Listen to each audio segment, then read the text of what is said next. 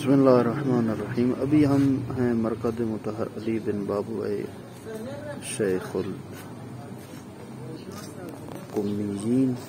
پدر بزرگوار شیخ صدوق علیہ رحمہ کے والد محترم، اور شیخ صدوق ہمارے کتب اربع کے تعلیف کرنے والوں میں سے ہیں۔ ان کے والد بزرگوار ابن بابوئے قمی جو محدث تھے، اور ان شخصیت نے علوم آل محمد کو آل محمد کے درجے سے سیکھا پڑھا، اور یہ ابھی تعمیرات ہو رہی ہیں۔ تو ان کا ایک نامہ ہے جو امام حسن عسکری علیہ السلام نے علی بن بابوئے قمی کو لکھا تھا، جو کہ بحار الانوار، مناقب آل ابی طالب اور علل الشرائع معانی الاخبار میں یہ موجود ہے۔ تو ان کی خط و خطابت ہوتی تھی امام سے، تو انہوں نے یہ وہ نامہ، جب امام نے ان کو خط لکھا جس میں ارشاد فرمایا، بہرحال میں خلاصتاً آپ کو کہتا ہوں کہ جہاں پر امام نے خدا کی حمد و ثنا بیان کی اور جنت اور دوزخ کے بارے میں، پھر پیغمبر اسلام ان کی آل پر درود بھیجا، اور اس کے بعد وصیت کی کہ اے فقیہ بزرگوار جو میرے اعتماد ہو، مورد اعتماد ہو، علی بن حسین قمی، خدا تجھے اس کام کی جو کام کر رہے ہو، فقیہ ہو، فتویٰ دیتے ہو، توفیق دے،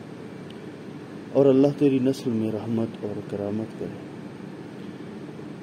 یہ اور کہا کہ تمہیں اللہ ایک فرزند عطا کرے جو تیرے لیے رحمت کا سبب ہو۔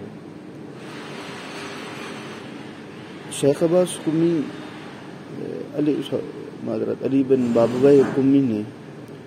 ان کو اولاد نہیں تھی، انہوں نے کہا کہ مولا سے کہ مولا میرے لیے دعا کریں کہ خدا مجھے بیٹا عطا فرمائے، اور ان سے شیخ صدوق کی ان سے ولادت۔ شیخ صدوق علیہ رحمہ وہ شخصیت ہیں جو ہمارے تشیع کی بہت بڑی علمی اور محدث ہیں اور فقیہ ہیں۔ بہرحال امام نے ان کو تقوی الہی، نماز اور زکوٰۃ کے ادا کرنے،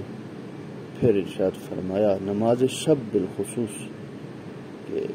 نماز شب پڑھا کریں، تہجد کی نماز پڑھیں، کیونکہ پیغمبر اسلام نے امام علی علیہ السلام سے فرمایا اے علی تم پر واجب ہے کہ نماز شب پڑھو، اور 3 مرتبہ اس جملے کو ارشاد فرمایا، اور جو بندہ بھی اس نماز کو، نماز شب تہجد کو سبق یا کمتر سمجھے گا وہ ہم میں سے نہیں۔ بس یہ وصیت میری پہ عمل کرو اور ہمارے شیعوں تک اس کو پہنچاؤ۔ اور اس کے بعد ارشاد فرمایا کہ میرے بیٹا